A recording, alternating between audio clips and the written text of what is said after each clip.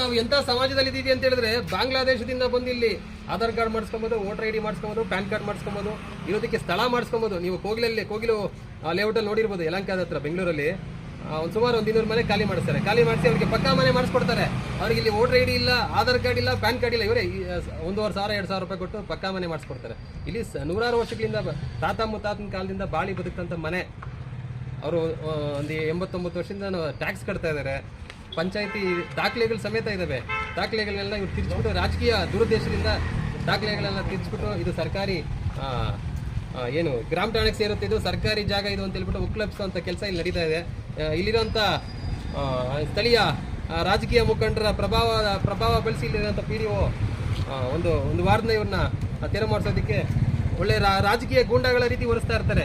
ಪಾಪ ಅವ್ರಿಗೆ ಕೇಳೋರು ಯಾರು ಇಲ್ಲ ಅನ್ನೋ ಉದ್ದೇಶದಿಂದ ಪೊಲೀಸ್ ಇಲಾಖೆನ ದುರ್ಬಳಕೆ ಮಾಡಿಕೊಂಡು ಅವ್ರು ಕಟ್ಟಿರೋಂಥ ಶೆಡ್ನ ಅವ್ರು ಕಟ್ಕೊಂಡಿರೋಂಥ 100 ಎಕರೆಯಲ್ಲಿ ಕಟ್ಕೊಂಡಿಲ್ಲ. ಅವ್ರ ಪಾಪ 20ಕ್ಕೆ 30 ಒಂದು ಮನೆ ಇರುತ್ತೆ. ಮನೆ ಮುಂದೆ ಒಂದು ಹುಲ್ಲು ಬಣವೆ ಹಾಕೊಂಡಿರ್ತಾರೆ.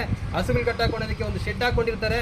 ಹಸು ಏನಿರುತ್ತೆ ತಿಪ್ಪೆ ಹಾಕೊಂಡಿರುತ್ತೆ. ಈ ತಿಪ್ಪೆ ಜಾಗನ ತೆರವು ಮಾಡಿಸಿ ಅಂತ ಹೇಳ್ಬಿಟ್ಟು ಇಲ್ಲೇನೋ ದೊಡ್ಡ ಸಾಧನೆ ಮಾಡಿರೋ ಥರ 106 ಎಕರೆ ಒತ್ತುವರೆ ತೆರವು ಮಾಡಿರೋ ಥರ ಬಿಲ್ಡಪ್ ಕೊಡೋ ರೀತಿಯಲ್ಲಿ ಖುದ್ದಾಗಿ ಇವರೇ ಬರ್ತಾರೆ ಸ್ಥಳಕ್ಕೆ. ಇವರೇ ಬಂದು 20-30 ಸೈಟ್ ತೆರವು ಮಾಡಿ ಅಂತ ಹೇಳ್ಬಿಟ್ಟು ಧಮ್ಕಿ ಹಾಕಿ ಹೋಗ್ತಾರೆ. ಗೌರಿಬಿದನೂರು ತಾಲೂಕಲ್ಲಿ ಯಾವ ತರ ಇದೆ ಅಂತ ಹೇಳ್ಬಿಟ್ರೆ ಧಮ್ಕಿ ರಾಜಕಾರಣ. 2023ರಿಂದ ಈಚೆ ನೋಡ್ತಾ ಇದೀವಿ ನಾವು. ರಾಜಕಾರಣನೇ ಅಲ್ಲ, ಅದು ಒಂಥರ ವ್ಯಭಿಚಾರ ಅನ್ಬೋದು. ಅದನ್ನ ನಿಮ್ ಪರವಾಗಿ ನಿಂತ್ಕೊಂಡು ಇಲ್ಲಿ ಪಕ್ಷದ ನಿಮ್ದೇನ್ ಪಕ್ಷ ಇದೆ ಆ ಪರವಾಗಿ ನಿಮ್ಕೊಂಡು ಓಟ್ ಕೇಳಿದ್ರೆ, ಇಲ್ಲ ಎಲೆಕ್ಷನ್ ಟೈಮಲ್ಲಿ ನಿಮ್ ಹಿಂದೆ ಓಡಾಡಿದ್ರೆ ಅಂತವ್ರಿಗೆ ಸರ್ಕಾರಿ ಆಸ್ತಿನ ನಿಮ್ಮ ಅಪ್ಪನ ಮನೆಯಿಂದ ತಂದಿರೋ ಅಂತ ಆಸ್ತಿ ಅನ್ಕೊಂಡು ಬಳಿಯಾಗಿ ಬರ್ಕೊಡ್ತೀರಾ?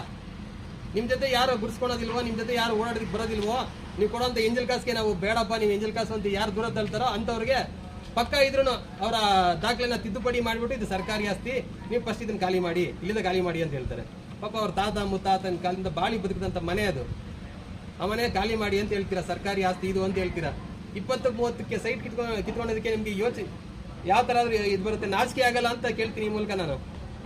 ದಯವಿಟ್ಟು ಇದು ಈ ಥರ ರೌಡಿಸಮ್ ರಾಜಕೀಯನ ದಯವಿಟ್ಟು ಬಿಟ್ಬಿಡಿ. ನಿಮ್ಗೇನು ರೌಡಿಸಮ್ ಇದೆ ಅದನ್ನ ನಿಮ್ಮೂರಲ್ಲಿ ಹೋಗಿ ಇಟ್ಕೊಳ್ಳಿ. ದಯವಿಟ್ಟು ಇಲ್ಲಿ ಗೌರಿಬಿದನೂರು ತಾಲೂಕಿಗೆ ಮಾತ್ರ ರೌಡಿಸಮ್ ರಾಜಕೀಯ ಇಲ್ಲಿವರೆಗೂ ಬಂದಿಲ್ಲ, ಬರೋಕೆ ಮುಂದೆ ನಾವು ಬಿಡೋದಿಲ್ಲ. ದಯವಿಟ್ಟು ಅರ್ಥ ಮಾಡ್ಕೊಬೇಕು. ರಾಜಕೀಯ ಶಾಶ್ವತ ಅಲ್ಲ. ನಿಮ್ದೇನಿದೆ ಶಾಸಕ ಸ್ಥಾನ ಇನ್ನೊಂದೇನೋ ಇದೆಯಲ್ಲ, ಅದು ಶಾಶ್ವತ ಸ್ಥಾನ ಅಲ್ವೇ ಅಲ್ಲ. ಹೆಂಗ ಮೆರೆದವರೆಲ್ಲ ಮಣ್ಣು ತಿಂತಾ ಇದಾರೆ ಇವತ್ತು. ದಯವಿಟ್ಟು ಅರ್ಥ ಮಾಡ್ಕೊಬೇಕು. ದೀನರನ್ನ ದಲಿತರನ್ನ ಹೊಟ್ಟೆ ಹೊರ್ಕೊಂಬೇಡಿ. ಅವ್ರ ಶಾಪ ಒಳ್ಳೇದಲ್ಲ, ನಿಮ್ಮ ಹೆಂಡತಿ ಮಕ್ಕಳು ತಟ್ಟುತ್ತೆ.